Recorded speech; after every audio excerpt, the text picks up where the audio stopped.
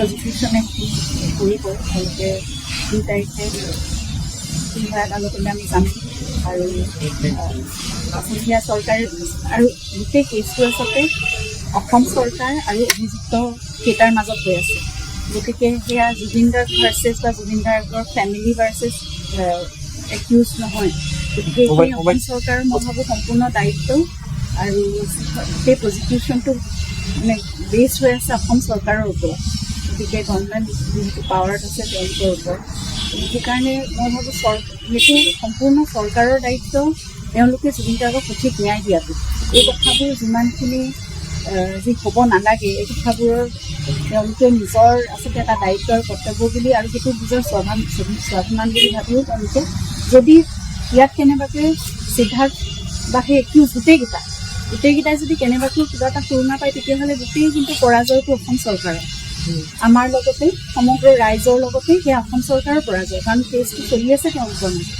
গতিকে সেই কথাটোত মই ভাবোঁ তেওঁলোকে সকলো কথা সঠিকভাৱে সিদ্ধান্ত ল'বৰ তেওঁলোকে গুৰুত্ব সহকাৰে গ্ৰহণ কৰি আছে। 2 তাৰিখেও তেনেদৰে এটা ভাল এতিয়ালৈকে চাৰ্জ ফ্ৰেমিং হোৱা নাই।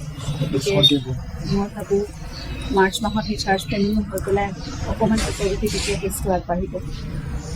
জুবিন ক্ষেত্ৰত এতিয়া কাম কাজ কেনেধৰণে অন্ততঃ হওক বা বাৰিষা আহি আছে বৰষুণ হ'বলৈ বেছি দিন নাই আৰু বোকা মাটি গোটেই তাত খোজ দিব নোৱাৰা অৱস্থা হ'ব, পাহাৰৰ মাটি পানী বাগৰি আহিব, একেবাৰে খুব কদৰ্যময় পৰিৱেশ এটা হ'ব যিটো এতিয়াই ভালকৈ যাতায়াতত নলয়।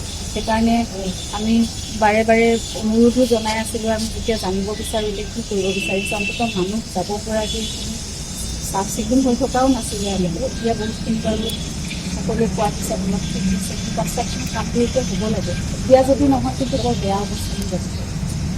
আমি পৰিয়ালৰ ফালৰ পৰা জুবিন ক্ষেত্ৰখন মানে এখন বিশেষ স্থান হৈ থাকে বুলি ভাবোঁ। সকলোৱে এতিয়া অকল পৰ্যটক যদি স্থান হৈ পৰিছে দেশ বিদেশৰ পৰা বহুত লোক আহে। গতিকে জুবিন ক্ষেত্ৰখনো তেওঁলোকৰ নিজৰ দায়িত্ব আছে। ঠিক আছে।